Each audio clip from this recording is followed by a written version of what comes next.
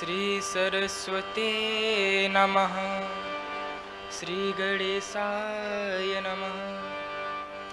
वन्दे विदेहतनया पदपुण्डरीकं कैशोरसौरभ समाहितयोगचित्तम् हन्तुं त्रितापमनसं मुनिहंससेव्यं सन्मानिसाल परपीतपरागपुञ्जम् कौसलेन्द्रपदकञ्जमञ्जुलो कोमलाभजुमहेशवन्दितो जानकी पदकर सरोज लालितो चिन्तुकस्य मनभृङ्गसङ्गिनो गङ्गातरङ्गरमणी जटाकलापं गौरी निरन्तर विभूषितवामभागम् नारायण प्रियमनंग मदापहारं वाराणसीपुरपति भज विश्वनाथं सच्चिदानन्दरूपाय विश्वोत्पत्त्यादिहेतवे तापत्रयविनाशाय श्रीकृष्णाय वयं नुमः। लेत सदा सुधि-दीन की सहज दया के धाम जननी जनक इस दास के प्रभु श्री सीताराम। जय जय श्री सीताराम, जय जय श्री राधे श्याम। श्री रामचंद्र कृपालु भज मन हरण भव भय दारुणम्। श्री रामचंद्र कृपालु भज मन हरण भव भय दारुणम्।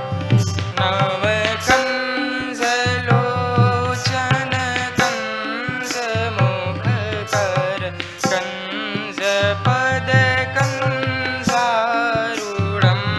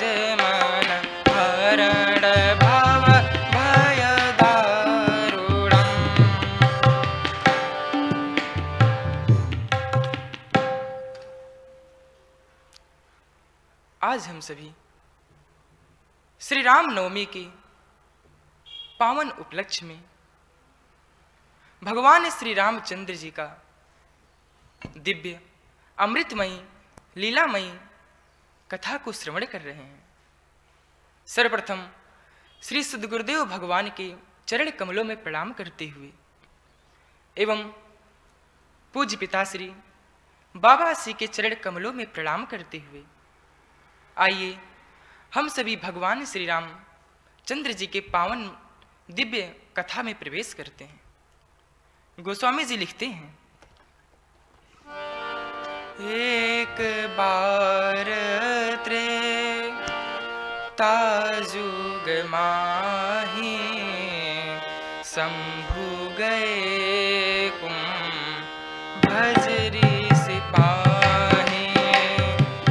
एक बार त्रेता जुग माही शंभु गए कुंभजरी सिपाही। एक बार त्रेता जुग माही शंभु गए कुंभजरी सिपाही। एक बार त्रेता जुग माही शंभु गए कुंभजरी सिपाही। संग सती जग जननी भवानी। संग सती जग जननी भवानी। संग सती जग जननी भवानी। संग सती जग जननी भवानी। पूजहिर से अखिलेश्वर जानी। एक बार त्रेता जुग माही शंभु गए कुंभजरी सिपाही। एक बार त्रेता जुग माही शंभु गए कुंभजरी सिपाही। एक बार त्रेता युग के समय शंभु गए कुंभज सिपाही। भगवान शंकर कथा सुनने जाते हैं। किससे? कुंभज। कुंभज मतलब घड़े के बेटे से, अर्थात अगस्त्य जी के यहाँ भगवान शंकर कथा सुनने के लिए जाते हैं। लेकिन भगवान शंकर कृपा सिंधु शिव परम अगाधा। भगवान शंकर तो ज्ञान के सिंधु हैं, सागर हैं। फिर वो कथा किससे सुनने जाते हैं? अगस्त्य जी के यहाँ जाते हैं। और भगवान शंकर ने गोस्वामी श्री तुलसीदास जी को प्रेरित कर दिया था कि मैं जिससे कथा सुनने जा रहा हूं आप उनकी महिमा मुझसे ज्यादा रखिएगा। इसलिए भगवान शंकर कृपा के सिंधु हैं, सागर हैं, फिर भी वो कथा अगस्त्य जी के यहाँ सुनने जाते हैं। इसका मतलब यह है कि जब भी हम कथा सुनने जाएं तो अपने पद, प्रतिष्ठा, अभिमान को त्याग करके भगवान की कथा सुनने आए। इसलिए अगस्त्य जी की महिमा भोलेनाथ से ज्यादा श्री तुलसीदास जी रखते हैं। और भगवान शंकर अकेले नहीं जाते हैं, सती माता भी भगवान शंकर के साथ कथा सुनने के लिए जाती हैं। संग सती जग जननी भवानी पूजहि ऋषि अखिलेश्वर जाने। माता सती भी भगवान शंकर के साथ में है। अगस्त्य जी भगवान शंकर की बड़ी पूजा करते हैं। देखिए, हर बार वक्ता की कृपा श्रोता पर नहीं होती है। कभी कभी श्रोता की कृपा भी वक्ता पर होती है। जहां पर आप जैसे बड़े बड़े महापुरुष बैठे हैं, वहां पर तो श्रोता की कृपा वक्ता पर ही हुई होती है। ऐसे ही भगवान शंकर की कृपा अगस्त्य जी पर है।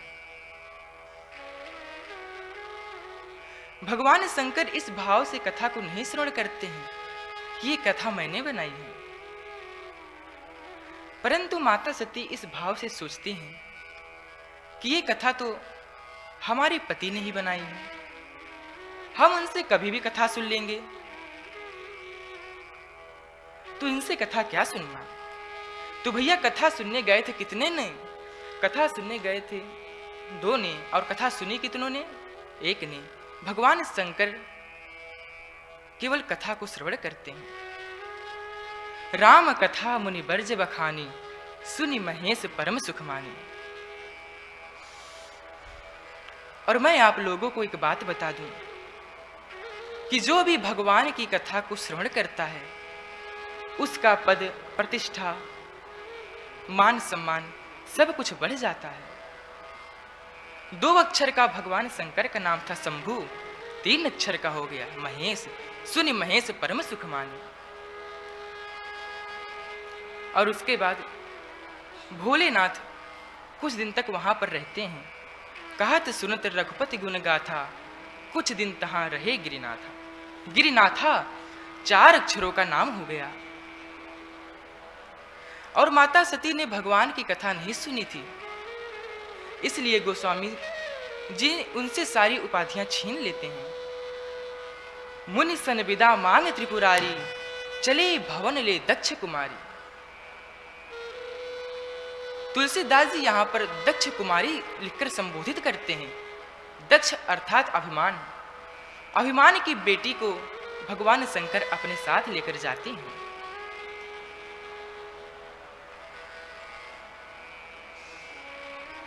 और भगवान शंकर अगस्त्य जी के पास जाते हैं। उनसे कहते हैं कि आपने हमें बहुत ही सुंदर कथा सुनाया। अगस्त्य जी कहते हैं, प्रभु कथावाचक को दक्षिणा तो मिलनी ही चाहिए। भोले बाबा कहते हैं, अरे आपको क्या चाहिए? अगस्त्य जी कहते हैं कि हे भोलेनाथ, आप मुझे भगवान श्री रामचंद्र जी की भक्ति दे दीजिए, क्योंकि भगवान श्री रामचंद्र ने कहा था कि जिनको भी भगवान राम ने कहा था कि जिनको भगवान शंकर से के पद से प्रेम नहीं होगा, मैं उनसे कभी नहीं मिलूंगा। इसलिए हे भोलेनाथ, आप हमें भगवान राम की भक्ति दे दीजिए। और भगवान शंकर राम जी की भक्ति देकर माता सती के साथ कैलाश पर्वत की तरफ जा रहे होते हैं। तभी वो सोचते हैं कि मैंने तो भगवान की कथा सुन ली, काश भगवान का दर्शन हो जाता। देखिए, क्या आप लोगों ने कभी ऐसा देखा है कि कोई व्यक्ति प्यासा हो और वह मुख में पानी भर ले, फिर वह कहे कि मैं प्यासा हूं? ऐसा नहीं हो सकता है। लेकिन आज हुआ है। ये अखियां प्यासी हैं। किसकी? हरि दर्शन की। अखियां हरि दर्शन की प्यासी। तभी क्या होता है? तेहि अवसर भंजन मही भारा, हरि रघुवंश लीन अवतारा। उसी समय भगवान श्री रामचंद्र पृथ्वी का भार भंजन करने के लिए अवतार लेते हैं। और जैसे ही भगवान शंकर राम जी को देखते हैं, आहा, आनंदित हो जाते हैं। लेकिन भगवान शंकर राम जी के पास जाकर उनसे प्रणाम नहीं करते हैं, दूर से ही भगवान राम को प्रणाम करते हैं। भगवान शंकर सोचते हैं कि अगर मैं उनके पास जाकर उनको प्रणाम करूंगा तो ये दुनिया जान जाएगी कि अगर भोले बाबा किसी से प्रणाम कर रहे हैं वो कोई आम नहीं होगा। अब भगवान राम मनी मन कहते हैं, अरे भोले बाबा, आप मेरी माया को इतना कमजोर समझते हैं कि आपके एक प्रणाम से पूरी दुनिया जान जाएगी? अरे भोले बाबा, पूरी दुनिया को छोड़िए, पहले आप अपनी पत्नी को समझाइए। माता सती को भ्रम हो गया है। माता सती सोचती हैं कि अरे ये भगवान है, मुझे तो नहीं लगता ये भगवान है, लेकिन मेरे पति ने इनको सच्चिदानंद कहा है। सच्चिदानंद का मतलब होता है जो सत्य, चित और आनंद तीनों रूपों में होता है, वो सच्चिदानंद है। माता सती सोचती हैं कि अगर ये सतरूप में होते तो असत्य मृग के पीछे भागते हुए क्यों दिखाई देते?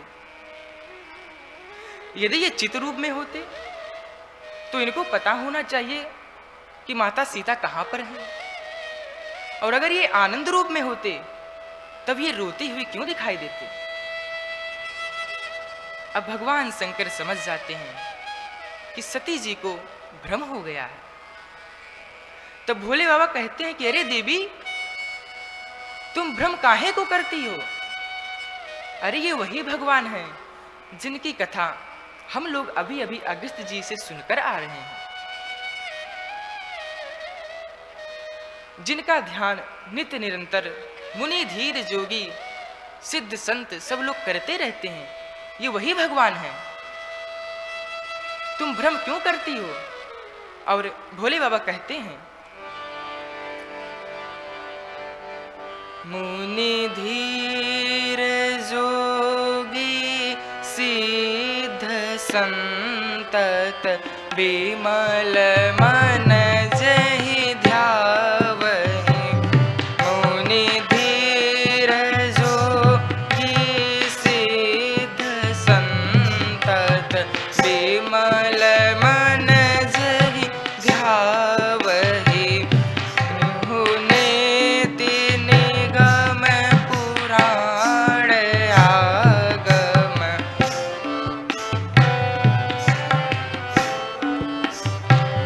कहु नेति निगम पुराण आगम, जासु कीरति गावहि। मुनि धीर जोगी सिद्ध संतत विमल मन जहि ध्यावहि। तेहु नेति निगम पुराण आगम, जासु कीरति गावहि। हे देवी, ये वही भगवान हैं जिनका स्मरण नित्य निरंतर सभी संत महात्मा करते रहते हैं। आप भ्रम काहे को करती हो? लेकिन माता सती को कोई ज्ञान नहीं होता है। तब भोलेनाथ कहते हैं कि हे देवी, अगर आपको भ्रम हो गया है तो आप जाइए परीक्षा लीजिए। तो किन जाए परीक्षा ले। हे देवी, आप जाइए परीक्षा लीजिए। तब माता सती कहती हैं कि प्रभु, मैं अवश्य परीक्षा लूंगी, मैं परीक्षा लेने जाऊंगी, परंतु आप हमें यह बताइए कि क्या आप मेरे साथ नहीं चलेंगे?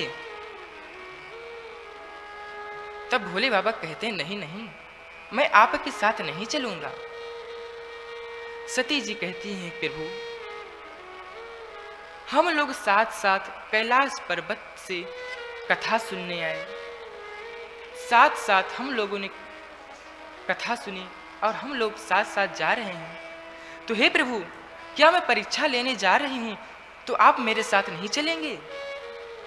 शंकर जी कहते हैं कि अगर पत्नी को बुखार आवे और पत्नी कहे आप भी दवा खाओ, तब ऐसा कैसे हो सकता है? इसलिए जिसको संशय होता है वो दौड़ते भागते हैं, और जिनको संशय नहीं होता है वो बैठते हैं। अच्छा प्रभु, अगर मैं परीक्षा लेने जाऊंगी तब तक आप कहां पर रहेंगे? तब भोले बाबा कहते हैं, देवी तब लगी बैठे रहो बट छाए, तब तक मैं इस बट वृक्ष के नीचे बैठता रहूंगा। और भगवान शंकर बरगद के वृक्ष के नीचे बैठकर भगवान राम को अपने हृदय में विराजमान करके ध्यान लगाने लगते हैं, क्योंकि बट विश्वास अचल निज धर्मा। जिसको विश्वास होता है वो बैठता है, और जिनको संशय होता है वो इधर उधर दौड़ता भागता रहता है।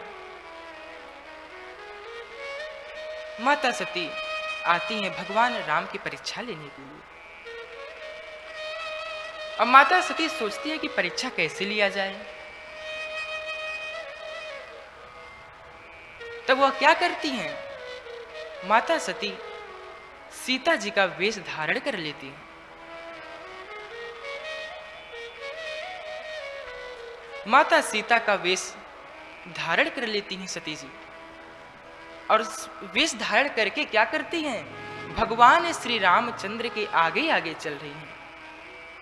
तभी किसी ने सती जी से कहा, वाह माता, आपने क्या अद्भुत वेश धारण किया है, परंतु आपको देखकर कोई भी बता देगा कि आप सीता जी नहीं हैं, क्योंकि आप बनी हो सीता जी और चल कहां रही हो? आगे हुई चल पंथ ते जही आवत सुरभूप। आप भगवान श्री राम के आगे आगे चल रही हैं। अरे सीता माता तो वो हैं जो भगवान श्री राम के पीछे चलती हैं। और जैसे ही भगवान राम माता सती को देखते हैं, तुरंत उनको प्रणाम करने लगते हैं। हे माता, आपके चरणों पे मेरा प्रणाम है। अरे आप अकेले आई हैं, बाबा कहाँ हैं? अब जैसे ही सती जी ऐसे वचनों को सुनती हैं,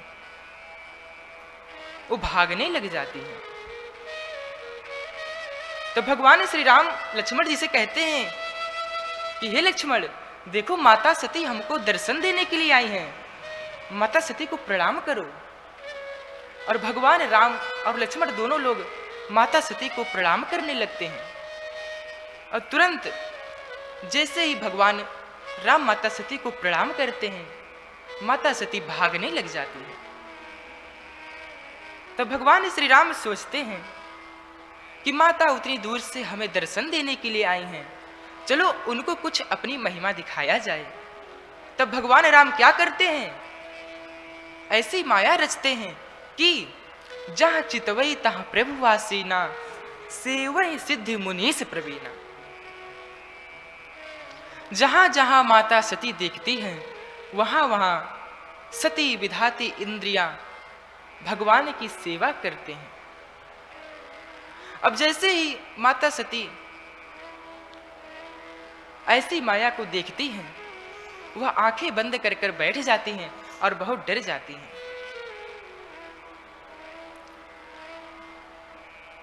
भगवान शंकर भगवान श्री राम को अपना आदर्श मानते हैं, और भगवान श्री राम अपनी माया को जैसे ही हटाते हैं, तुरंत ही माता सती अपने नेत्रों को खोलती हैं और सब कुछ गायब हो जाता है। फिर माता सती भगवान शंकर के पास चली जाती हैं। जाती तो हैं, कैसे जाती हैं? उदास मन से जाती हैं। तब भोले बाबा कहते हैं, देवी क्या तुम परीक्षा ले आई? सती जी कहती हैं, हाँ मैं परीक्षा ले आई। अच्छा तो कैसे परीक्षा ली, मुझे भी बताओ। तब सती जी कहती हैं,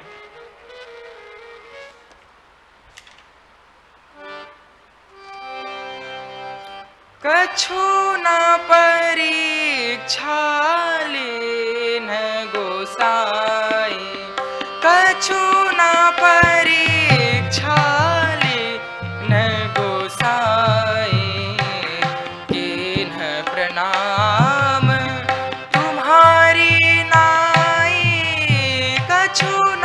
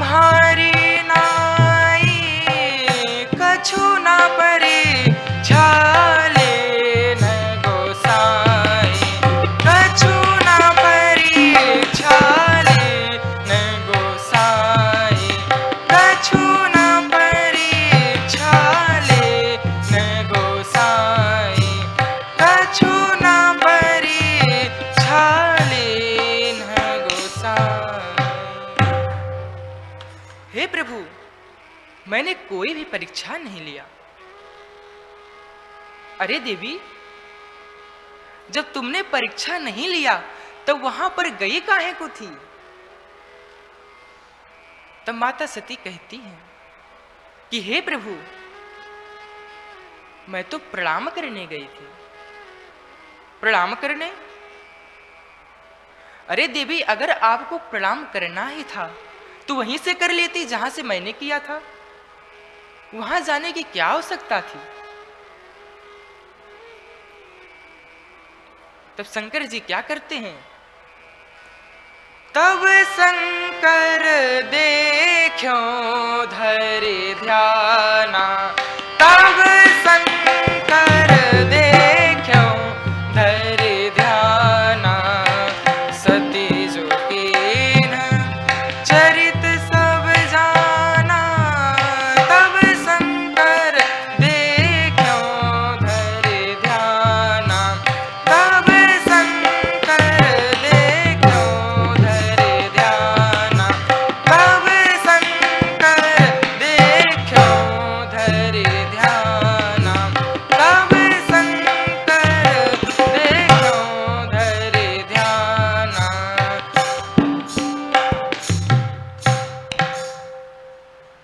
तब भगवान शंकर ध्यान लगाते हैं। सब कुछ पता चल जाता है भगवान शंकर को कि सती जी ने माता सीता का वेश धारण किया था। अब भगवान शंकर को बड़ा कष्ट होता है। वे सोचते हैं कि सती जी ने मेरी माता सीता का वेश धारण किया, इसलिए मैं अब उन्हें कभी भी पत्नी रूप में स्वीकार नहीं करूंगा, क्योंकि उन्होंने मेरी माता का वेश धारण किया है। जो भी मेरी माता का वेश धारण करेगा मैं उसे कभी भी पत्नी रूप में स्वीकार नहीं कर पाऊंगा। इसलिए भगवान शंकर माता सती को त्याग देते हैं, परंतु माता सती को बताते नहीं हैं।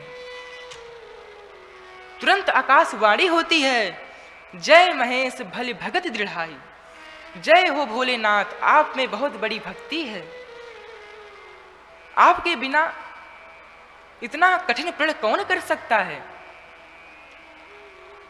अब माता सती भोलेनाथ से पूछती हैं कि प्रभु, आपने कौन सा प्रण किया है? भोले बाबा सोचते हैं कि अगर मैं सती जी को बता दूंगा तो उनके हृदय में बड़ा कष्ट होगा और झूठ बोलना उचित नहीं है। तो ऐसी परिस्थिति में किया क्या जाए? तो भगवान शंकर बात को बदल देते हैं, अनेक कथाएं सुनाने लगते हैं, जिससे सती जी को फुर्सत ही ना मिले पूछने को। तो सती जी भी सोचती हैं कि चलो कैलाश पर्वत पर चलूंगी तो वहां पर पूछूंगी। अब दोनों लोग कैलाश पर्वत पर आते हैं और जैसे ही दोनों लोग कैलाश पर्वत पर आते हैं तो भगवान शंकर तुरंत समाधि लगाकर बैठ जाते हैं। और भगवान शंकर की समाधि 2-4 दिन की तो होती नहीं है। बीते संवत सहत 87 तजी समाधि संभयवनासी, 87,000 वर्ष तक भगवान शंकर समाधि लगाकर बैठे गए। और अब माता सती को पता चल जाता है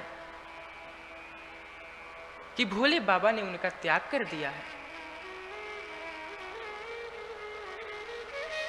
और 87,000 वर्ष के बाद जब भगवान शंकर अपने समाधि से बाहर आते हैं तब तुरंत माता सती भगवान शंकर के पास जाती हैं, जाई शंभु पद वंदन की,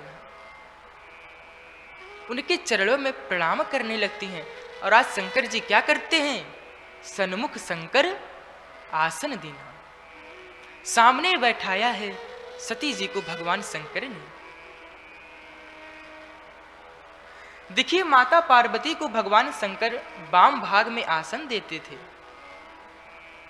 लेकिन आज माता सती को अपने सामने बैठाया है। तो माता सती को पता चल जाता है कि प्रभु ने मेरा त्याग कर दिया है। और भगवान शंकर अनेक कथाएं माता सती को सुनाने लगते हैं। तुरंत क्या होता है? तुरंत कई सारे देवता लोग आकाश मार्ग से गाते बजाते हुए जा रहे होते हैं। देखिए, माता सती के जो पिताजी हैं उनका नाम है दक्ष। ब्रह्मा जी ने प्रजापति दक्ष को प्रजापतियों का राजा बनाया। पहले तो उनको प्रजापति बनाया, लेकिन जब उनको प्रजापतियों का राजा बना दिया तब उनके मन में अभिमान हो गया। और मैं आप लोगों को एक बात बता दूं, अगर व्यक्ति के अंदर अभिमान आ जाएगा तो उसका उसी क्षण पतन हो जाता है, क्योंकि अभिमान से बचने की कोई दवा नहीं होती है। अच्छा, तो फिर अभिमान से बचा कैसे जा सकता है? तो अभिमान से बचने का केवल एक ही साधन है। कौन सा साधन? कहते हैं,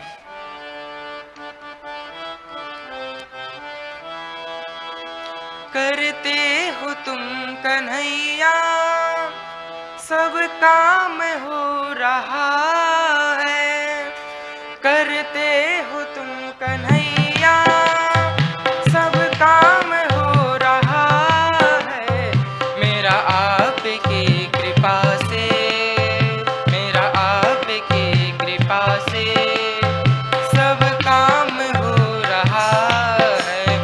मेरा आपकी कृपा से सब काम हो रहा है।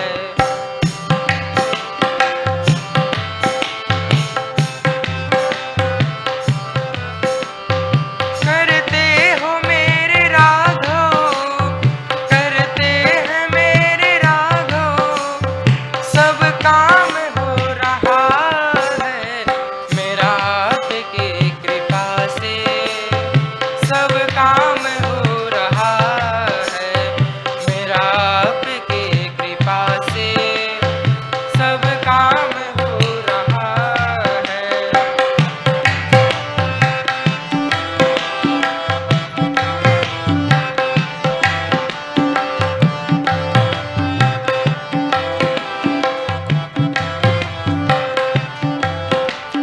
पतवार के बिना ही मेरी नाव चल रही है।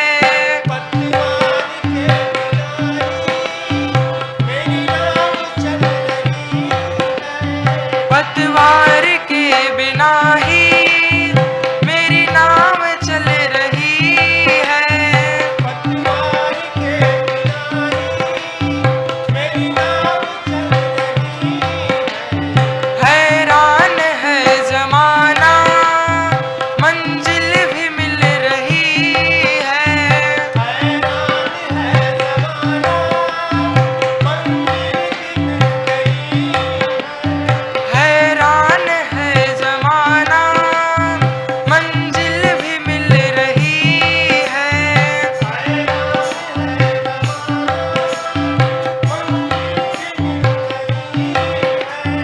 करता नहीं हूँ कुछ भी, करता नहीं हूँ कुछ भी सब काम हो रहा है।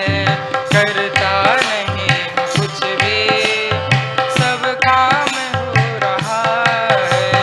मेरा आपकी कृपा से सब काम हो रहा है।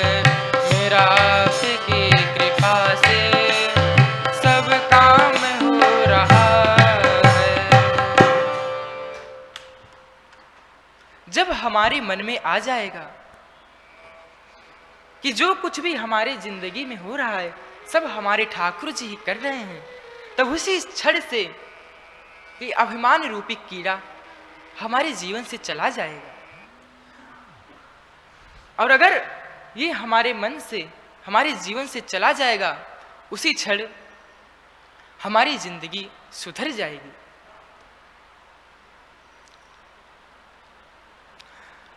तो माता सती के जो पिताजी हैं दक्ष प्रजापति, वे एक यज्ञ का आयोजन करते हैं, क्यों करते हैं? भगवान शंकर के विरोध के लिए वे एक यज्ञ का आयोजन करते हैं। अब सारे देवता वहीं पर जा रहे होते हैं। अच्छा, अगर देवताओं को जाना ही था तो वहीं से चले जाते।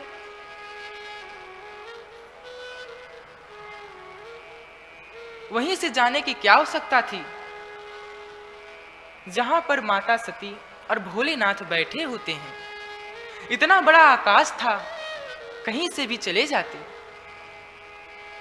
अच्छा, आप लोगों ने एक बात नोटिस जरूर किया होगा कि जैसे हमारे किसी खास के यहाँ निमंत्रण हो, कोई आयोजन हो और हमारे यहाँ निमंत्रण ना आया हो, तो बहुत से लोग हमारे घर से होकर जाते हैं और कहते हैं कि अरे आप नहीं चल रहे, आप क्यों नहीं चल रहे हैं? जब तक हमारे मुख से ये नहीं उगलवा लेंगे कि हमारे यहाँ निमंत्रण नहीं आया है, तब तक वो पूछते रहेंगे और फिर कहेंगे अगर आप कहें तो मैं भी ना चलूं। अब कौन कहे कि ना चलो? तो सारे देवताओं को जाना था, इतना बड़ा आकाश था, कहीं से भी चले जाते। वहीं से जाने की क्या आवश्यकता थी जहां पर माता सती और भोले बाबा बैठे होते हैं। अब माता सती जैसे ही सभी देवी देवताओं को गाते बजाते हुए देखती हैं, तब वो भोले बाबा से पूछती हैं कि हे प्रभु, ये सारे देवी देवता कहां जा रहे हैं? तब भोले बाबा कहते हैं कि हे देवी, आपके पिता ने एक यज्ञ का आयोजन किया है, ये सारे देवी देवता वहीं पर जा रहे हैं। अच्छा प्रभु, तो क्या आप नहीं चलेंगे? भोलेनाथ कहते हैं कि हे देवी, मैं नहीं चलूंगा। क्यों प्रभु, आप क्यों नहीं चलेंगे?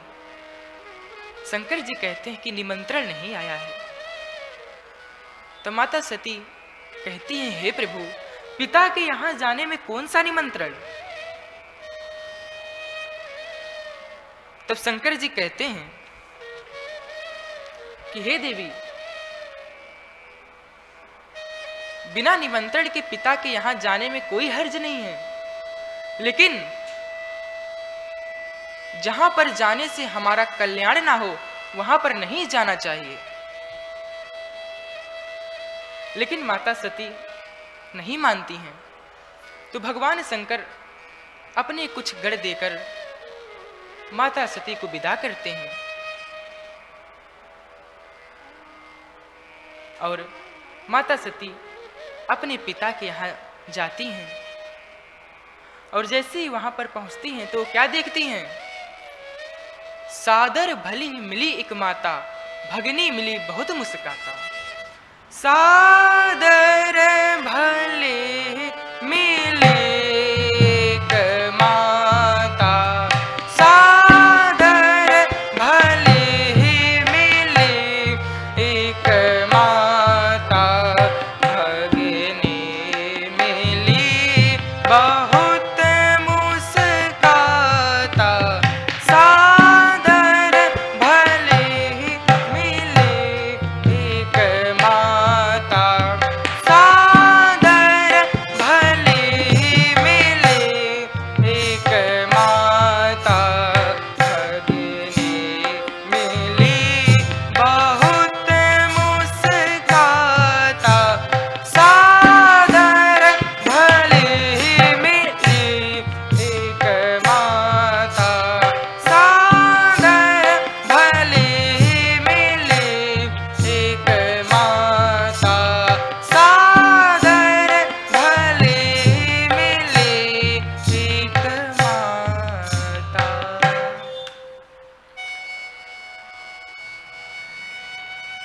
केवल सती जी की माता ही उनसे प्रेम से मिलती हैं। भगनी मिली बहुत मुस्काता, बहनें मुस्कुराती हुए मिलती हैं। केवल एक माँ ही होती हैं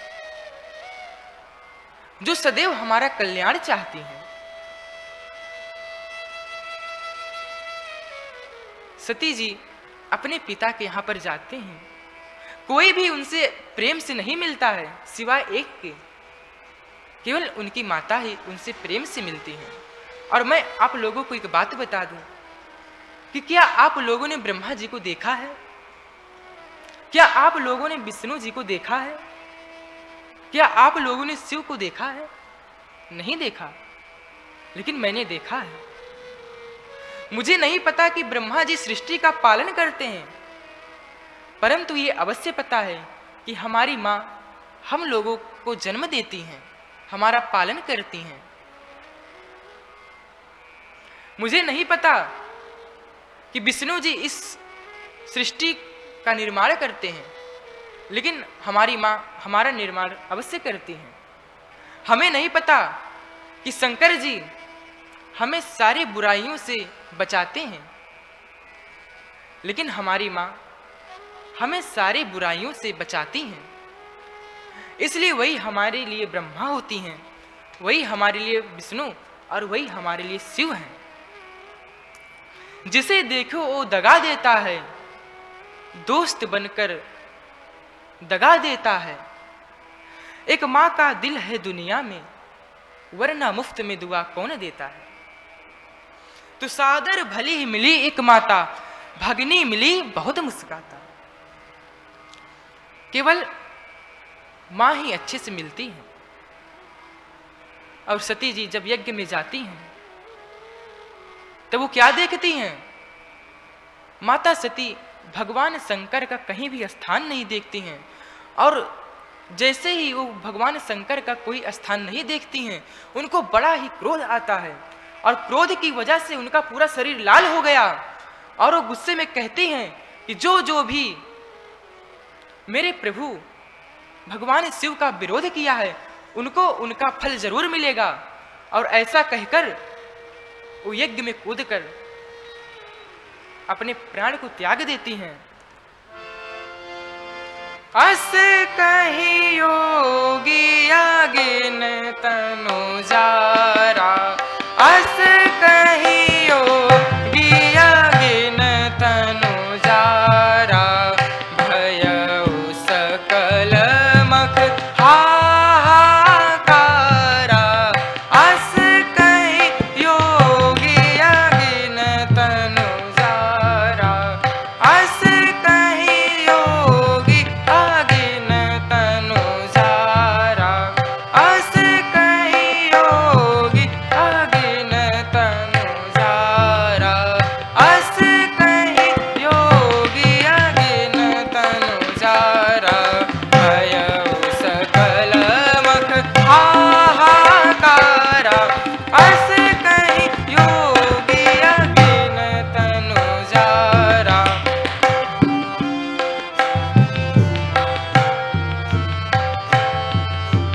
अस कही योगी आगिन तनु जारा। हाहाकार मच गया। और सती जी मरने से पहले भगवान विष्णु से एक वरदान मांगती हैं। कौन सा वरदान? सती मरत हरि सन वर मांगा, सती मरत हरि सन वर मांगा, जन्म जन्म शिव पद अनुरागा, सती मरत हरि सन वर मांगा, सती मरत हरि सन वर मांगा, जन्म जन्म शिव पद अनुरागा, सती मरत हरि सन वर मांगा, सती मरत हरि सन वर मांगा। माता सती भगवान विष्णु से वरदान मांगती हैं कि हे प्रभु, मैं जन्मों जन्मों तक भगवान शंकर के पद की ही सेवा करती रहूं।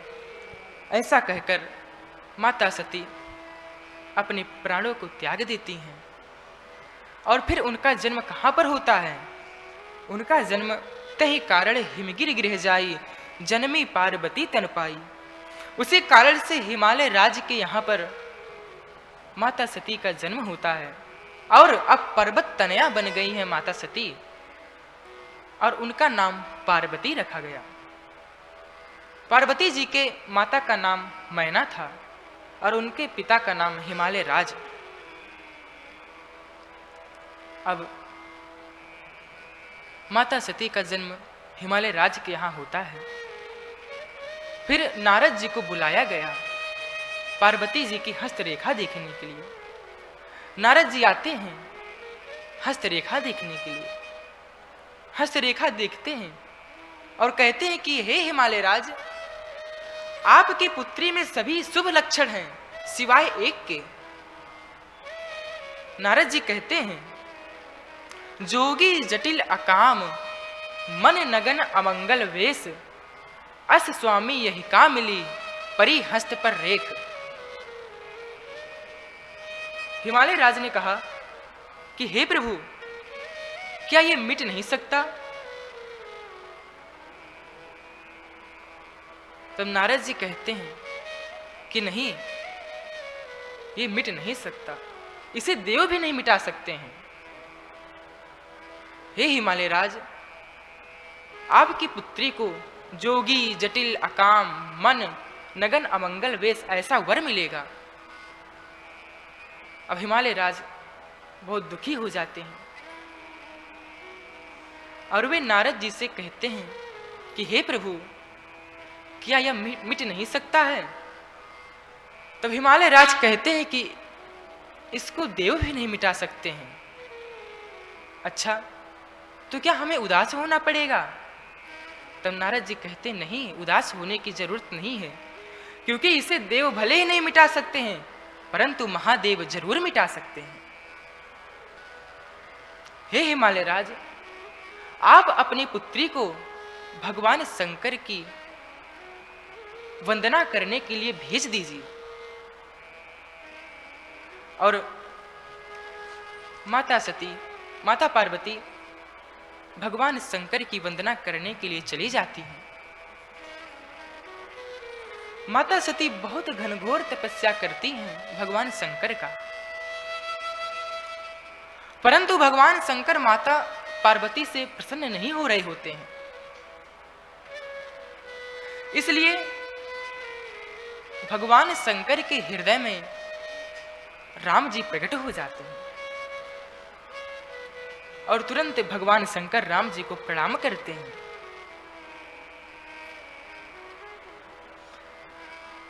राम जी कहते हैं कि हे प्रभु, आज मैं आपको कथा सुनाने आया हूं।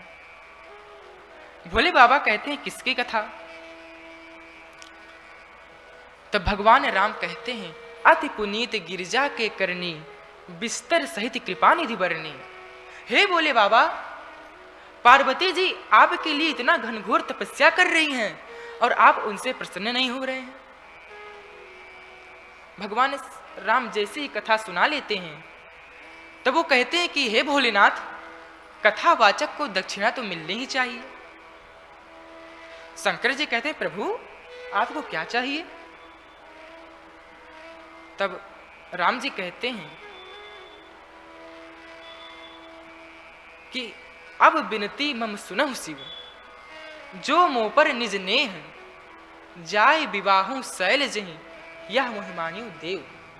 हे भोलेनाथ, आप जाइए और माता पार्वती से विवाह कर लीजिए। अच्छा देखिए, भगवान राम और भगवान शंकर दोनों एक दूसरे के सेवक भी हैं, एक दूसरे के मित्र भी हैं और एक दूसरे के स्वामी भी हैं। इस दोहे में प्रस्तुत हुआ है। भगवान राम कहते हैं, अब बिनती मम सुनहु शिव। बिनती कौन करता है? बिनती सेवक करता है। जो मोह पर निज नेह, अगर आपको मुझसे प्रेम हो, और प्रेम किससे होता है? प्रेम मित्र से होता है। और आदेश देकर कहते हैं, जाय बियावहु शैल जहि, यह महिमान्यु देव। आप जाइए और माता पार्वती से विवाह कर लीजिए। भोलेनाथ कहते हैं कि अवश्य मैं आपके वचनों को अपने सिरोधार्य कर लेता हूं। राम जी कहते हैं प्रभु सिरोधार्य मत कीजिए। क्यों? क्योंकि आपके सिर पर गंगा जी बहती हैं और गंगा जी के साथ अगर हमारा वचन बह गया तो कोई ठिकाना नहीं है, आप फिर समाधि लगाकर बैठ जाएंगे। हे प्रभु अब उर राखू जो हम कहे, आप अपने हृदय में धारण कर लीजिए। और भगवान शंकर राम जी के वचनों को अपने हृदय में धारण करते हैं। अब भगवान श्री रामचंद्र चले जाते हैं। तब भोले बाबा क्या करते हैं? सप्त ऋषियों को बुलाते हैं और उनसे कहते हैं कि पार्वती पह जाई तुम प्रेम परीक्षा ले। आप लोग जाओ और पार्वती जी की परीक्षा लो कि वो मुझसे प्रेम करती हैं कि नहीं करती हैं। सप्तऋषि कहते हैं प्रभु अभी अभी भगवान राम आपको बताकर गए हैं, क्या आपको उनके बात पर विश्वास नहीं है? शंकर जी कहते हैं कि सो बात नहीं कि मुझे विश्वास नहीं है। अच्छा प्रभु तो क्या बात है? तो शंकर जी कहते हैं कि पार्वती अपने पूर्व जन्म में सती थी और उन्होंने बिना परीक्षा के मेरे प्रभु को स्वीकार नहीं किया था। तो जो भी बिना परीक्षा के मेरे प्रभु को स्वीकार नहीं करता है मैं उसे भी स्वीकार नहीं करूंगा। इसलिए आप लोग जाओ और पार्वती जी की परीक्षा लो कि वो मुझसे प्रेम करती हैं कि नहीं करती। अब सप्तऋषि जाते हैं पार्वती जी की परीक्षा लेने के लिए और पार्वती जी से कहते हैं कि हे देवी महादेव अवगुण भवन, अरे काहे को महादेव के चक्कर में पड़ती हो?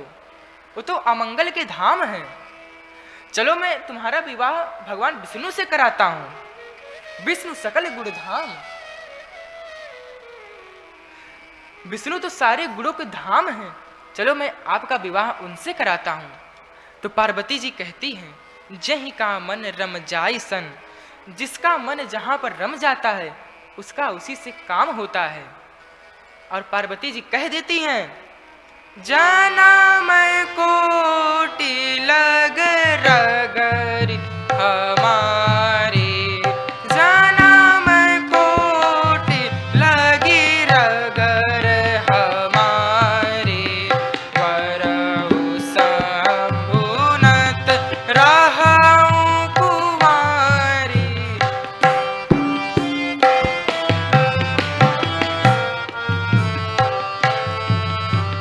जाना मैं कोटि लग रगर हमारे,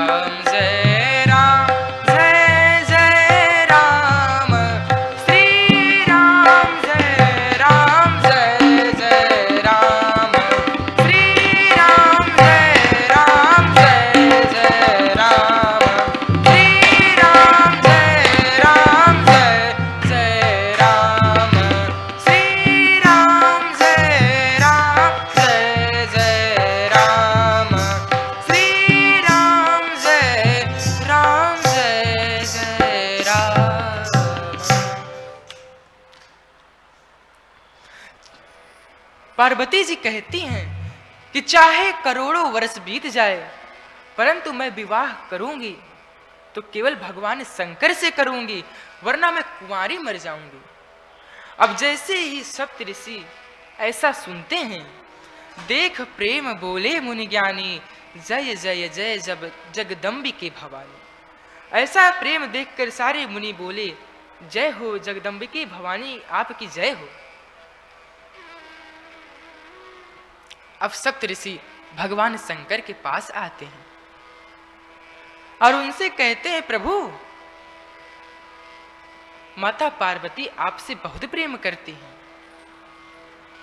और जब भगवान शंकर ऐसा सुनते हैं तो वे बड़े आनंदित हो जाते हैं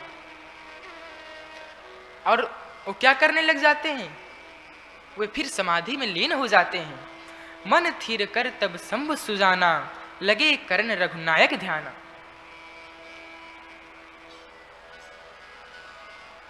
देखिए भगवान शंकर सुख में भी और दुख में भी भगवान राम का ध्यान करते हैं।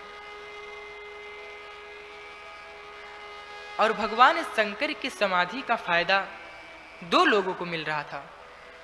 कौन कौन?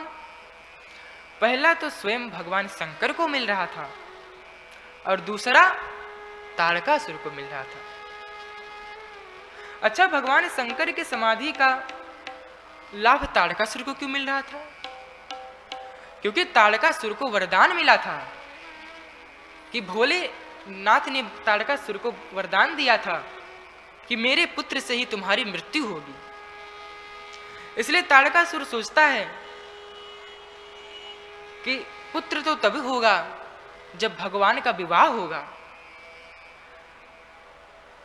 और विवाह तब होगा जब भगवान शंकर समाधि से जागेंगे। इसलिए मैं तो सोचता हूं कि लगी रहे समाधि। तो भगवान शंकर की समाधि का लाभ तारकासुर को भी मिल रहा था।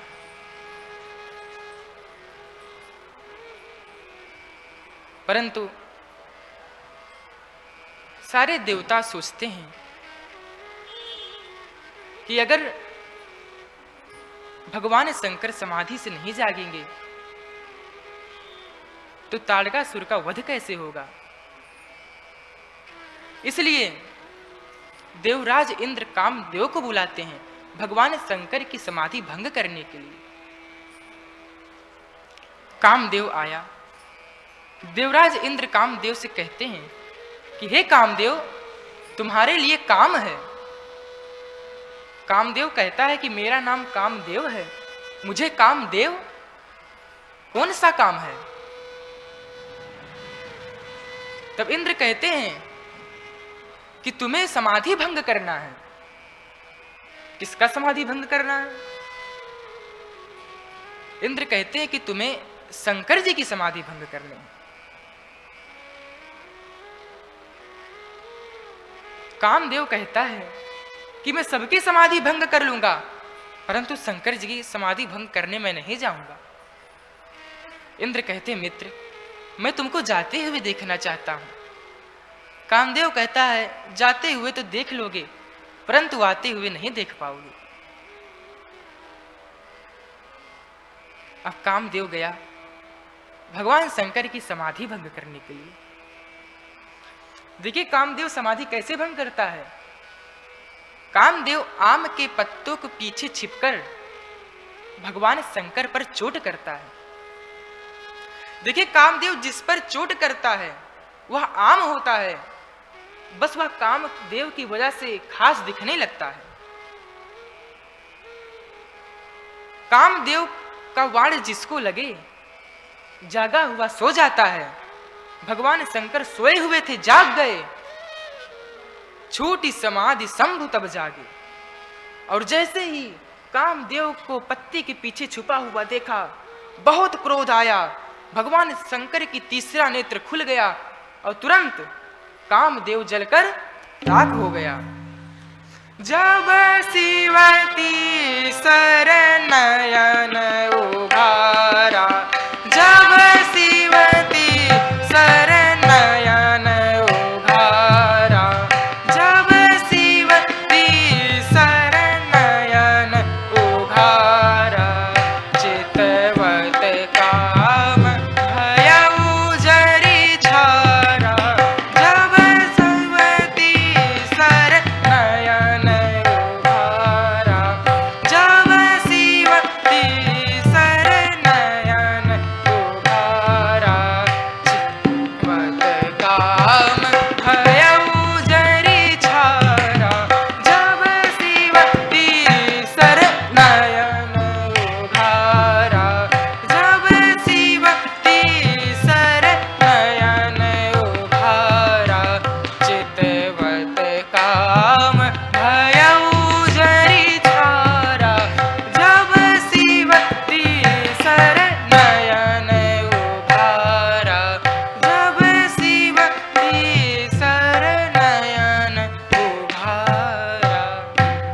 जैसे ही भगवान शंकर अपना तीसरा नेत्र खोलते हैं, कामदेव जलकर राख हो जाता है।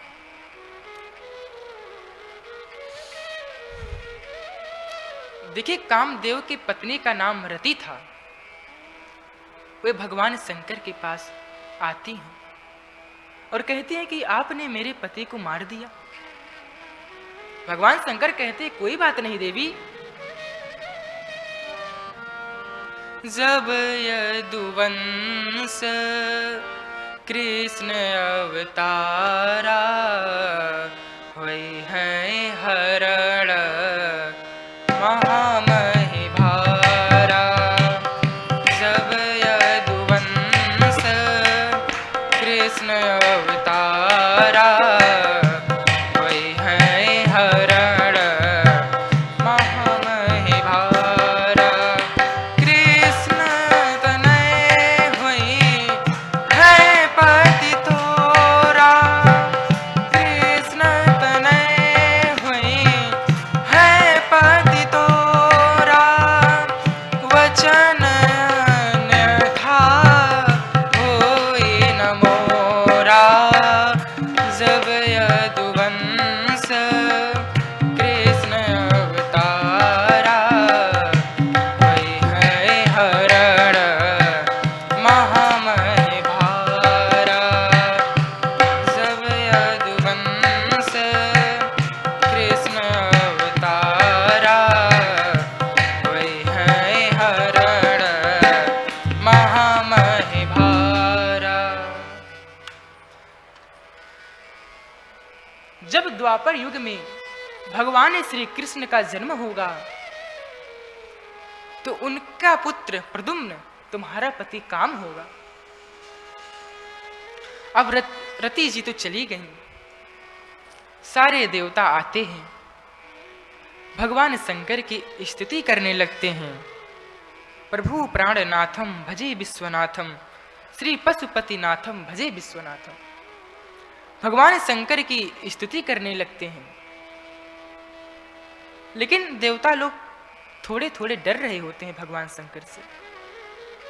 तो भगवान शंकर कहते हैं, बोले कृपा सिंधु वृष केतु, कहो अमर आए के हेतु। अरे देवताओं, आप हमसे डर क्यों रहे हैं?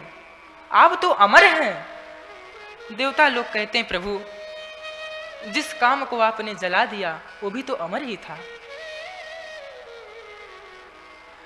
अच्छा, तो आप लोग यहाँ पर किस कारण से आए हैं? तब ब्रह्मा जी कहते हैं, प्रभु हम लोग अपना नेत्र सफल करने के लिए आए हैं। हे प्रभु, हम सभी आपका विवाह देखकर अपना नेत्र सफल करेंगे। भगवान शंकर कहते हैं कि हाँ, अवश्य विवाह तो अवश्य होगा। अब सारे देवता लोग आश्चर्य में पड़ जाते हैं। तब भगवान शंकर ब्रह्मा जी से कहते हैं कि ये सारे देवता आश्चर्य में क्यों हैं?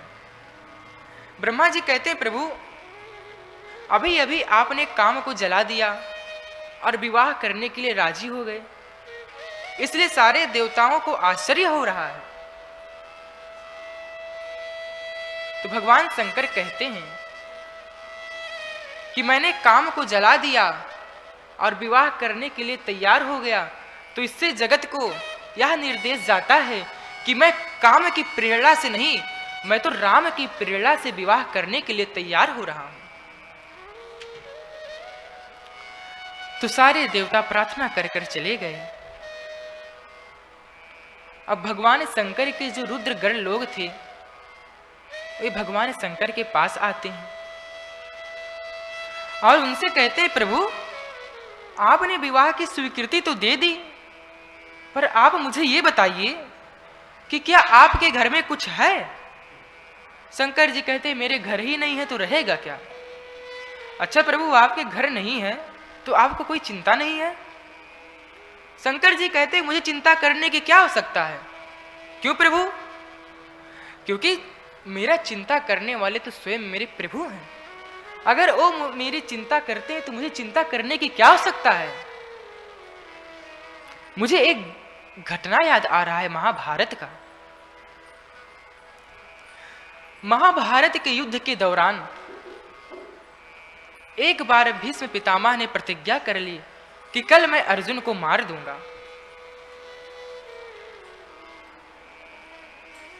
भगवान श्री कृष्ण अर्जुन के सारथी थे।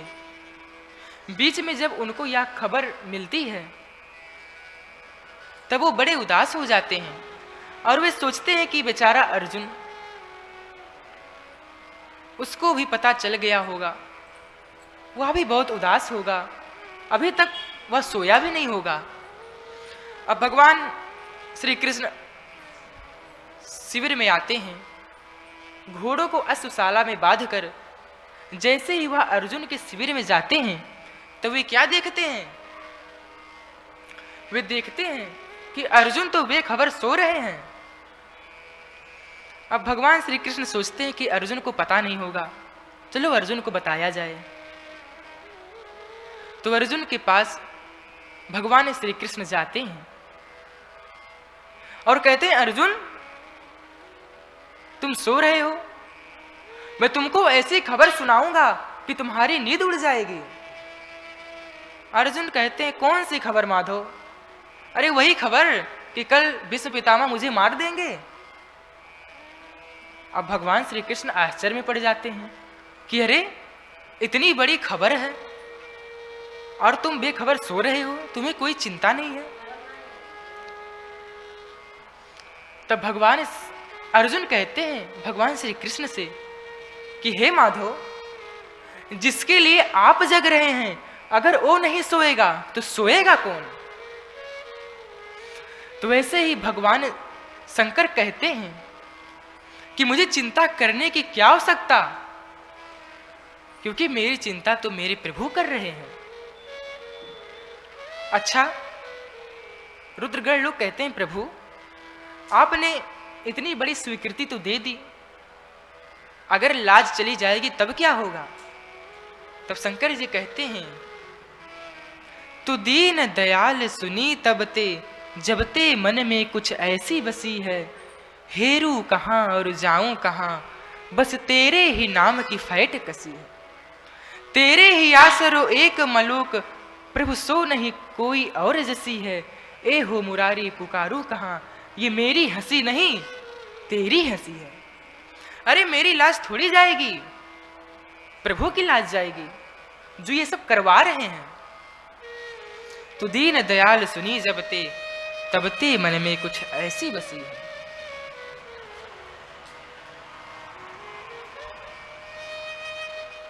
अब रुद्रगण लोग भगवान शंकर से कहते हैं, प्रभु विवाह में तो 4 रिश्तेदार आते हैं, चाचा चाची, मामा मामी, आपके यहाँ कौन आएगा प्रभु? शंकर जी कहते, मेरा किसी से नाता ही नहीं है तो आएगा कौन? अच्छा प्रभु, क्या आपका किसी से नाता नहीं है? शंकर जी कहते हैं, एक से है। किससे? नाता एक राम जी से, दूजी नाता छोड़ दे। मेरा तो केवल भगवान श्री राम जी से ही नाता है। अच्छा प्रभु, आपका भगवान राम जी से नाता है, तो उनसे आप एक मुकुट मांग लो, क्योंकि प्रभु दूल्हे के सिर पर मुकुट तो होता ही है। शंकर जी कहते, नहीं नहीं, मैं मुकुट नहीं रखूंगा। अच्छा प्रभु, आप मुकुट नहीं रखोगे तब क्या रखोगे? शंकर जी कहते हैं कि जिसके सिर पर मुकुट रहता है उसको अभिमान होता है, और जिस बेचारे को नहीं मिल पाता है उसे ईर्षा होती है। इसलिए मैं मुकुट नहीं रखूंगा। जटा मुकुट, जटाओं का मुकुट बनाओ। अब शंकर जी जटा का मुकुट धारण करते हैं। अच्छा प्रभु, मोर किसका, गले में हार किसका? शंकर जी कहते हैं कि सांपों का मोर, क्योंकि सांप है काल और विवाह है संसार से संबंध जोड़ना। तो जब हमको ये ध्यान में रहेगा कि हम संसार से संबंध जोड़ रहे हैं और हमारे सिर पर काल सवार है, तो हम संसार में बसेंगे, फंसेंगे नहीं। इसलिए भगवान शंकर सांपों का मोर धारण करते हैं। अच्छा प्रभु, दूल्हे के शरीर में लगाने के लिए ऊटन होना चाहिए। आप किस चीज का ऊटन का लेपन करेंगे? शंकर जी कहते हैं कि मुर्दे की चिता की राख का लेपन करो। अच्छा प्रभु, आपको मुर्दे की चिता की राख से इतना प्रेम क्यों है? शंकर जी कहें क्या बताएं। एक बार कुछ लोग एक मुर्दे को लेकर जा रहे होते हैं और कहते हुए जा रहे हैं, राम नाम सत्य है, राम नाम सत्य है। अब मुझे लगा कि ये मेरे ही टीम के लोग हैं, क्योंकि मैं भी तुम पुनि राम राम दिन राती सादर जपो अनंग राती, मैं भी दिन रात राम राम जपता हूँ, ये मेरे ही टीम के लोग हैं। तो मैंने सोचा कि चलो इनके साथ चलते हैं। अब मैं भी उनके साथ पीछे पीछे चल रहा हूँ। तो मैं क्या देखता हूँ कि जैसे ही वो लोग उस मुर्दे को जला देते हैं, तुरंत वो अलग अलग बात को करने लगते हैं। कौन सी बात? एक कहता है कि अरे इसे आज ही मरना था, कल मर जाता, आज मुझे किसी जरूरी काम से जाना था। एक कहता है अरे मेरा तो दुकान खुला पड़ा है, ग्राहक वहां खड़े हैं और हम यहां पड़े हैं। एक कहता है, वो सरकारी नौकर था, वह कहता है कि अरे इसे मरना था तो मंडे को मर जाता, संडे को मर गया, हमारी एक दिन की छुट्टी थी उसकी भी इसने छुट्टी कर दी। तो शंकर जी ने सोचा ये सब दल बदलू हैं। अब सब लोग चले गए। शंकर जी उस मुर्दे की चिता के पास जाते हैं और उससे कहते हैं कि भले ही ये लोग तुमको छोड़ के चले गए, परंतु तुम्हारी वजह से राम नाम का प्रचार हुआ है, इसलिए आज से मैं तुम्हारे चिता का राख अपने शरीर पर लेपन करूंगा। इसलिए आप लोग इस मुर्दे की चिता की राख को हमारे शरीर पर लेपन करो। अच्छा प्रभु, ये हो गया, अब आप पहनोगे क्या?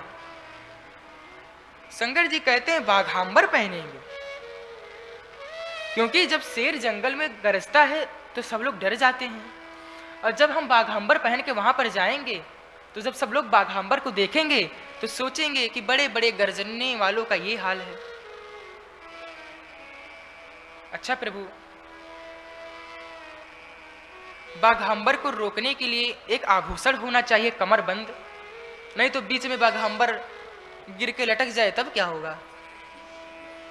तब शंकर जी कहते हैं कि हाँ, सांप का कमरबंद बनाओ। अब सांप का कमरबंद बना देते हैं। तब रुद्रगण लोग कहते हैं प्रभु, बारात में चलने के लिए गाड़ी होना चाहिए, आप किससे चलेंगे? शंकर जी कहते हैं कि मैं बैल पे चलूंगा। अरे प्रभु, बैल पे? जिसका विवाह होता है वो 2 दिन के लिए मर्सिडीज बुक करता है, आप बैल पे चलेंगे? शंकर जी कहते हैं कि हाँ, मैं बैल पे चलूंगा, क्योंकि जो 2 दिन मांग कर वर बनते हैं वो 2 दिन बाद बराबर भी हो जाते हैं, इसलिए मैं बराबर ही रहना उचित है। और हमारा नंदी क्या सोचेगा कि आज तक मैं भोलेनाथ के पीछे पीछे भाग रहा था और आज भोलेनाथ मुझे ही छोड़ दिए, इसलिए मैं बैल पर बैठकर चलूंगा। अब शंकर जी की विचित्र बारात निकल गई। शंकर जी की बारात जाने लगी तो विष्णु जी देवताओं से कहते हैं कि आप लोगों के बिना तो विवाह होता ही नहीं है। अच्छा, तो आप लोग शंकर जी के साथ चलेंगे? अरे दूसरों की नगरी में बेइज्जती कराना है क्या? तो सब लोग शंकर जी से अलग हो जाते हैं। तो शंकर जी सोचते हैं कि मित्र का मजाक है। तब मन में विष्णु जी से कहते हैं, प्रभु आप हमें ऐसे वैसे समझ रहे हैं क्या? तो शंकर जी क्या करते हैं, भृंगी को आदेश देते हैं कि बुलाओ अपने बारातियों को, और तुरंत शंकर जी की बारात आ जाती है। आइए हम लोग शंकर जी का बारात का दर्शन करते हैं। अच्छा, शंकर जी का बारात है कैसा? को मुखहीन विपुल मुख काहूं, बिनु पद कर को बहुपद पाहूं, विपुल नयन को नयन विहीना, रिष्ट पुष्ट को अति तनखीना। शंकर जी का बारात कैसा है? किसी के हाथ हैं तो किसी के हाथे नहीं हैं, किसी के पांव हैं तो किसी के पांवे ही नहीं हैं, किसी के मुख है किसी के मुख ही नहीं है। अच्छा, जिसके हाथ पांव नहीं है वो कैसे आए होंगे? उड़ते आए होंगे या तो लुढ़कते आए होंगे। अब शंकर जी की इतनी विचित्र बारात देखकर शंकर जी को स्वयं अपनी बारात देखकर हंसी लग गई। तन खीन कौवत पीन पावन कौ पावन गति धरे, भूषण कराल कपाल कर सब सद्य सोनित तन भरे, खरस्वान सुवर श्रीकाल मुख गने, वेश अगणित को गने, बहुजिनस प्रेत पिचास जोगी, जमात बरनत नहीं बने। शंकर जी की जमात निकल गई और वह हिमालय राज्य के नगरी में पहुंची। अब हिमालय राज्य के यहाँ के सभी लोग माला फूल लेकर बारात का स्वागत करने के लिए आए नगर में। तो सबसे पहले क्या देखते हैं? सबसे पहले भगवान विष्णु को देखते हैं। तो नगर वालों को लगा अरे यही दूल्हा होंगे। फिर इंद्र को देखते हैं तो भगवान विष्णु जाते हैं, कहते हैं मैं दूल्हा नहीं हूं, ना वो दूल्हा है, दूल्हा तो पीछे आ रहे हैं। तब इंद्र शंकर जी की जमात की तरफ इशारा करते हैं और जैसे ही सब लोग शंकर जी की बारात देखते हैं, अब किसकी हिम्मत है जाए गले में हार डाले और स्वागत करे।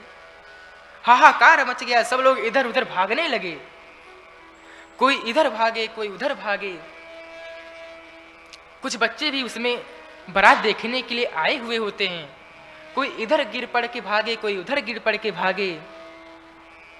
तभी 4-5 बच्चे चिल्लाते हुए अपने घर में आते हैं और घर का दरवाजा बंद कर लेते हैं। तब उनके माता पिता सोचते हैं कि अरे हमारे बच्चे तो कितना प्रसन्न है, लग रहा है दूल्हा बड़ा सुंदर है। अच्छा बताओ, अरे तुम लोग चिल्ला क्यों रहे हो, बताओ दूल्हा कैसा है। तब बच्चे कुछ बोल ही नहीं रहे होते हैं। अरे बताओ बताओ कैसा है दूल्हा।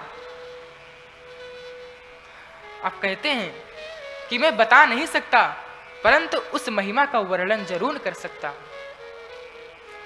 तन छार ब्याल कपाल भूषण नगन जटिल भयंकरा, संग भूत पेत प्रचास जोगी विकट मुख रजनी चरा, जो जियत रही बरात देखत पुण्य बढ़ते ही कर सही, देखई सोमा विवाह घर घर बात अस लरिकन कही। अब शंकर जी की बारात जनवासे में आ गई। कन्या पक्ष के जो बड़े होते हैं वो एक व्यक्ति से कहते हैं कि जाओ कुछ स्वल्पा हार लेकर जाओ बारातियों के लिए। अरे बताओ बारात ठहर गई कि नहीं ठहर गई। अब वो कुछ बोले ही नहीं। अरे तुम्ही से पूछ रहा हूं बारात ठहर गई। तब वह व्यक्ति कहता है हाँ हाँ ठहर गई। अच्छा तो उसके लिए कुछ स्वल्पा हार लेकर जाओ। अब वह व्यक्ति कहता नहीं नहीं मैं स्वल्पा हार लेकर नहीं जाऊंगा। क्यों नहीं ले जाओगे? अरे आप ही ले जाइए, आपको आप जब वहां पर जाएंगे तब पता चल जाएगा कि मैं क्यों नहीं लेकर जाऊंगा। अब स्वल्पा हार लेकर जाया गया। जनवासे में जब स्वल्पा हार पहुंचा तब वहां पर कोई दिखे ही नहीं। बस सब लोग कह रहे हैं लाओ लाओ स्वल्पा हार लाओ, लाओ स्वल्पा हार लाओ। अब सब लोग डर जाते हैं, सब सामान वहीं पर छोड़कर सब लोग वहां से भाग जाते हैं। अब कोई किसी से कुछ बोल नहीं रहा होता है। शाम का समय होता है। तब माता मैना सुंदर आरती सजाती हैं। मैना शुभ आरती सवारी, संग सुमंगल गावहि नारी। मैना शुभ आरती सवारी, संग सुमंगल गावहि नारी। श्री राम जय राम, जय जय राम, श्री राम जय राम, जय जय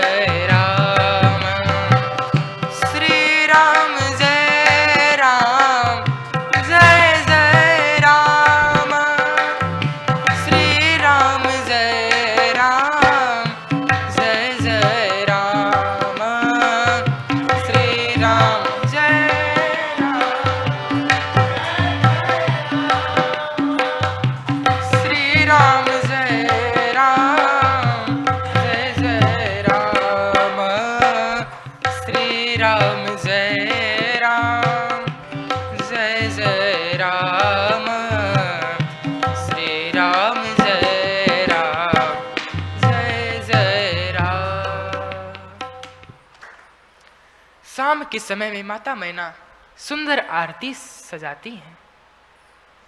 नारद जी माता मैना के पास आते हैं। माता मैना नारद जी से कहती हैं कि हे नारद जी, ऐसा शुभ अवसर लाने वाले तो आप ही हैं। नारद जी कहते हैं कि माता, यह बात आप आज ही करेंगे कि बाद में भी करेंगे, क्योंकि बहुत लोग बाद में भूल जाते हैं। माता मैना कहती है नहीं नहीं, मैं हमेशा आपको याद करूंगी। तभी माता मैना क्या देखती हैं कि भगवान विष्णु जनवासे से मुख्य द्वार की तरफ आ रहे होते हैं। अब भगवान शंकर की जो बारात होती है वह मुख्य द्वार की तरफ आ रही है। तो सबसे पहले माता मैना भगवान विष्णु को देखती हैं। तो नारद जी से कहती हैं, बाबा क्या यही दूल्हा है? नारद जी कहते हैं नहीं नहीं मैया, ये तो मित्र है आपके दूल्हे का। अब माता मैना सोचती है कि अरे, जब मित्र इतना सुंदर है तो दूल्हा कैसा होगा। तभी क्या देखती हैं, देवराज इंद्र आ रहे होते हैं। तब नारद जी से कहती हैं कि बाबा क्या यही दूल्हा है? तब नारद जी कहते, अरे मैया क्या छोटी बात करती हो, जो आपके दामाद जी है ना, उनके नौकर चाकर हैं, पानी भरने वाले। अब माता मैना सोचती है जब नौकर चाकर इतने सुंदर तो दूल्हा कैसा होगा। अब बारी आई दूल्हे की आने की। नारद जी सोचते हैं अब यहाँ रुकना उचित नहीं है। माता मैना से कहते हैं, मैया बहुत से मेहमान आए हैं, उनसे भी मिलना जुलना है। अब सब लोग, नारद जी वहाँ से चले जाते हैं। तब भगवान शंकर की जब आने की बारी होती है तो भगवान शंकर आते हैं, परंतु कैसे आते हैं? बैल पर आते हैं, लेकिन बैल के पीछे बैठे, मतलब उल्टे साइड मुख करके वो बैठे रहते हैं। अब ब्राह्मण लोग माता मैना से कहते हैं, मैया सबसे पहले आप नंदी की पूजा करो, उसके बाद हम नंदी को घुमाएंगे, तब आप अपने दामाद जी का दर्शन करिएगा। अब सबसे पहले नंदी की पूजा होती है। भगवान शंकर सोचते हैं कि चलो इस बहाने से नंदी की भी पूजा होने लगी। अब नंदी की जब पूजा हो गई तब माता मैना ब्राह्मणों से कहते हैं कि माता मैना ब्राह्मणों से कहती हैं कि अब नंदी को घुमाओ, वर का दर्शन करें। अब जैसे ही नंदी को घुमाया गया, माता मैना जैसे ही भगवान शंकर का विकराल रूप देखती हैं, आरती की थाली गिर जाती है, कलश से भरा जल गिर जाता है और तुरंत माता मैना चीखती हैं और दौड़ कर जाती हैं, भवन का दरवाजा बंद कर लेती हैं। अब देवता लोग कहते हैं, प्रभु चलिए अब चलते हैं। शंकर जी कहते हैं नहीं नहीं, अभी जनवासे चलेंगे। देवता लोग कहते हैं, प्रभु और कोई कसर बाकी रह गया था क्या? इतनी बेइज्जती वैसे ही हो गई कि दूल्हा द्वार पर आए और भवन का दरवाजा बंद। तब भोलेनाथ कहते हैं, अरे हो सके यहाँ का रीति रिवाज हो, देश देश का अलग अलग रीति रिवाज होता है, हो सके ये यहाँ का रीति हो कि दूल्हा दुल्हन द्वार पर आए और मैया भवन का दरवाजा बंद कर ले। अच्छा प्रभु, तब जल से भरा कलश क्यों गिरा देती हैं? तब भोलेनाथ कहते हैं कि अरे, जिसके सिर पर साक्षात गंगा जी विराजमान हो, उन्हें छोटे से कलश में जल भरकर क्या दिखाना। अच्छा प्रभु वो तो सही है, लेकिन आरती की थाल क्यों गिरा देती हैं? अरे जिनके सिर पर साक्षात चंद्र विराजमान हैं, उन्हें आरती की थाल क्या दिखाना। इसलिए चलो अब जनवासे चलते हैं। अब शंकर जी की बारात फिर जनवासे में आ गई। अब इधर माता मैना कहती है कि मैं अपने पुत्री के साथ कुएं में कूद जाऊंगी, नदी में कूद जाऊंगी, परंतु ऐसे वर से मैं अपनी पुत्री का विवाह नहीं कराऊंगी। माता मैना बहुत उदास हो जाती हैं। तब नारद जी से किसी ने कहा कि बाबा जाइए माता मैना को समझाइए, वो बहुत उदास हैं। तब माता मैना, नारद जी कहते नहीं नहीं मैं नहीं जाऊंगी, मैं नहीं जाऊंगा। अरे प्रभु, माता मैना बहुत उदास है, किसी को भेजिए उनके पास। तब नारद जी सप्त ऋषियों को भेजते हैं। सप्त ऋषि जाते हैं माता मैना के पास और उनको समझाते हैं कि अरे देवी, आप भ्रम मत कीजिए। मैना सत्य सुनो मम्बानी, जगदम्बा तव सुता भवानी। हे मैया, आप भ्रम मत कीजिए। सप्त ऋषि बहुत समझाते हैं। उसके बाद माता मैना को और हिमालय राज को समझ में आ जाता है कि हमारी पुत्री कोई साधारण नहीं है, ये जगत जननी जगदम्बा है, और तुरंत जाकर चरणों में गिर जाती है। और इधर नारद जी भगवान शंकर के पास जाते हैं और कहते हैं, हे भोलेनाथ, आपको ऐसा वेश धारण करने की क्या आवश्यकता थी? तब भोले बाबा कहते हैं कि मैं अपने एक भक्त का लाज रख रहा था। अरे प्रभु, कौन से भक्त का लाज रख रहे थे? तब भगवान शंकर कहते हैं कि हे नारद जी, मैं आपका ही लाज रख रहा था। अरे प्रभु, मेरी लाज?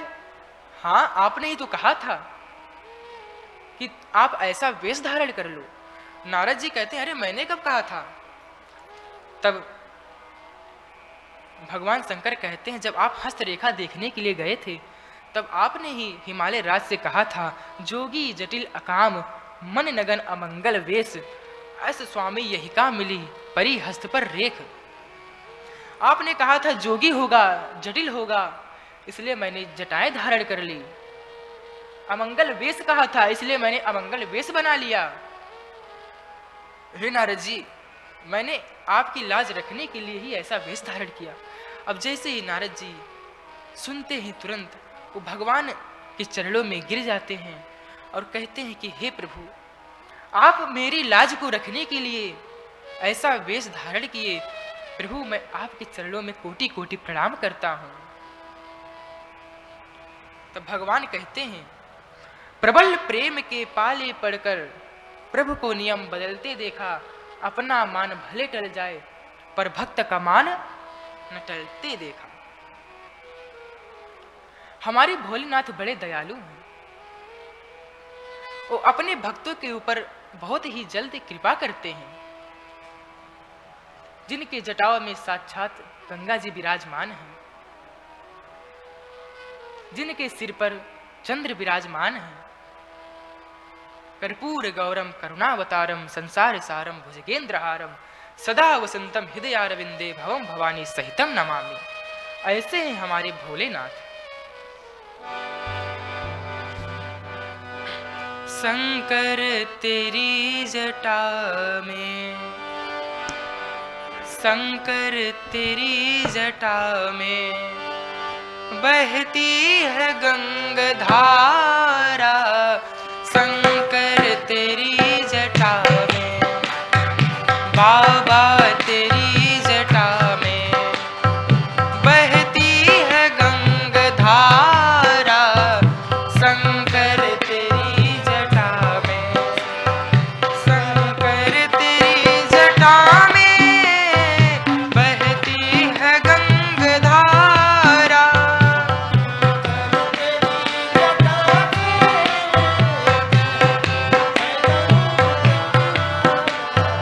बाबा तेरी जटा में बहती है गंगाधारा।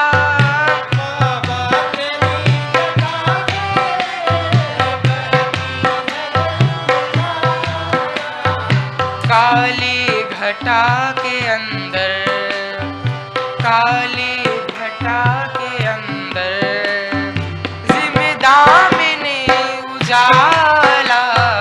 शंकर तेरी जटा में बहती है गंगाधारा। बाबा तेरी जटा में,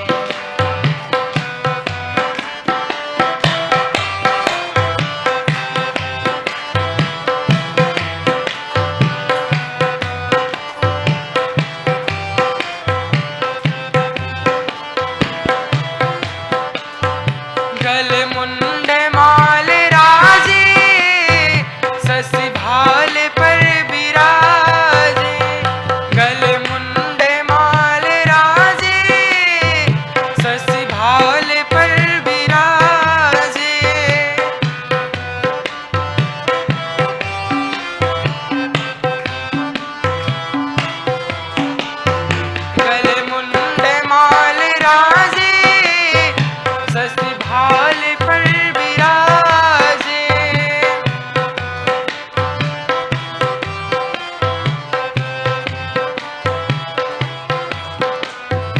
डमरू निनाद बाजे, डमरू निनाद बाजे, कर में त्रिशूल धारा, शंकर तेरी जटा में, बाबा तेरी जटा में, बहती है गंगाधारा, बाबा तेरी जटा में।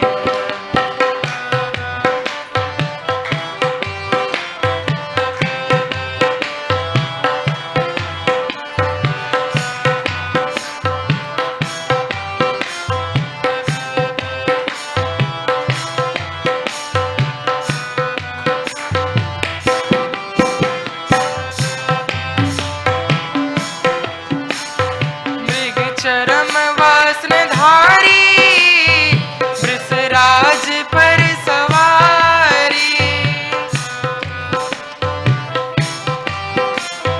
वृषराज पर सवारी, मृग चरम वासनधारी, वृषराज पर सवारी, निज भक्त दुख हारी, निज भक्त दुख हारी, कैलाश में बिहारा, शंकर तेरी जटा में, बाबा तेरी जटा में, बहती है गंगाधारा, शंकर तेरी जटा में।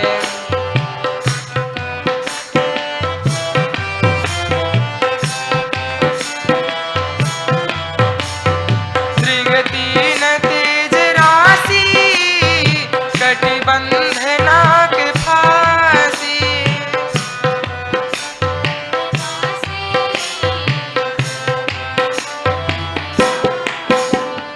त्रिगति न तेज राशि, कटिबंधना के फांसी,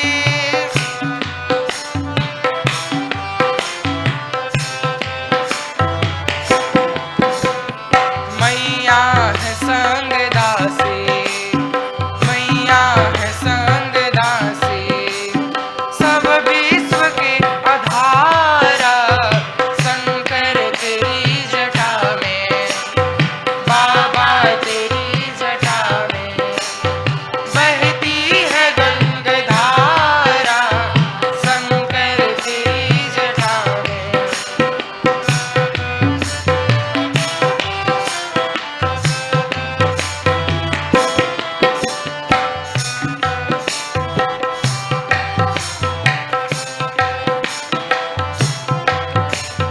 शिव नाम जो उचारे, सब पाप दोष टारे,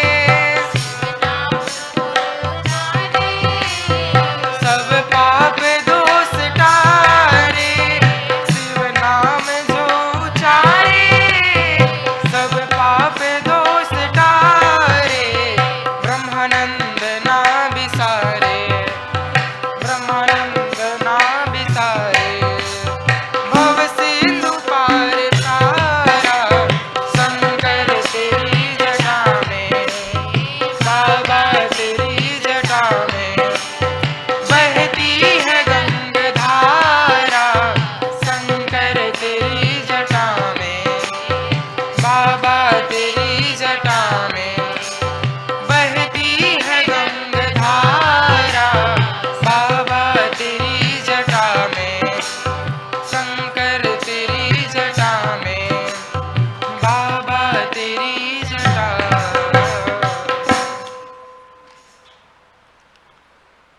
भगवान शंकर से नारद जी कहते हैं कि हे प्रभु, अब आप सुंदर वेश धारण कर लीजिए। तो भगवान शंकर सुंदर वेश धारण करते हैं। कर्पूरे गौरम करुणावतारम, संसार सारम भुजगेंद्रहारम, सदा वसंतम हृदयारविंदे, भवम भवानी सहितम नमामि। भगवान शंकर सुंदर बन गए और अब माता मैना भी मान गई, भगवान शंकर भी मान गए, सब लोग मान गए। अब भगवान शंकर का पानी ग्रहण करने का समय आया। सो प्राणी ग्रहण जब कीन महेशा, सो ही हर्षे तो सकल सुरेशा। वेद मंत्र मुनिवर उच्च रही, जय जय जय शंकर सुर करही। जगदम्बिका जानि भव मामा, सुरन मन ही मन कीन प्रणामा। और भगवान शंकर का पानी ग्रहण संस्कार संपन्न होता है। तभी भगवान शंकर के पास नाउन आती है। आई नाउन स्वाभिमान लिए डोली डोली, बोली दूल्हा जू पानी ओ पाइगे। हो गयो विवाह पायो वर वधु विमल, और रस रीति सो नेग मेरो दिवाइयो। तो शंकर जी ने क्या किया, झोरी से निकारो एक कारो सटकारो नाग, ऐसा फुफकारी भागी बाप रे बचाइयो। और मंडप के नीचे लागे समाज वाले हसन, भागो मत देवी जो नेग तो ले जाइए। और भगवान शंकर अपनी झोरी से एक काला सटकारा नाग को निकालते हैं, और जैसे ही नाउन उस नाग को देखती है वह भागने लग जाती है। और तभी शंकर जी का नाग दौड़ कर जाता है, उसके पैर में लिपट जाता है और वह बेहोश हो जाती है। और जब उसे होश आता है तब वो क्या देखती है कि जो सर्प होता है वो मड़ियों की पायल बन गया होता है।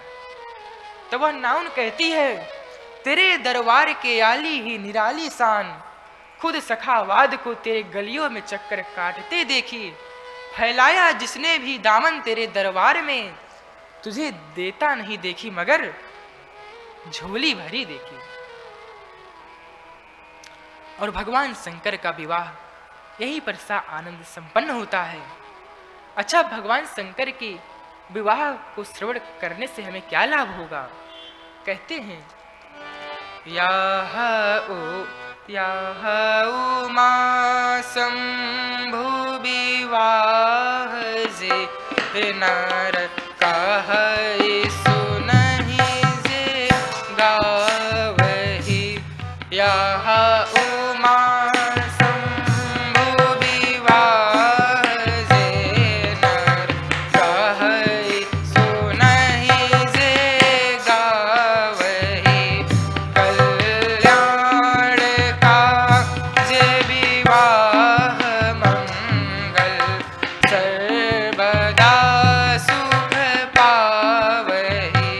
यह उमा शंभु विवाह जे नर कहै सुनहि जे गावहि।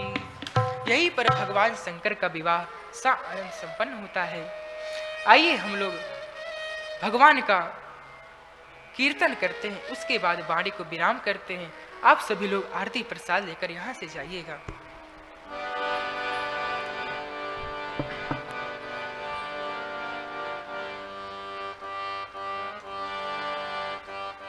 हरे रामा हरे रामा हरे रामा हरे हरे।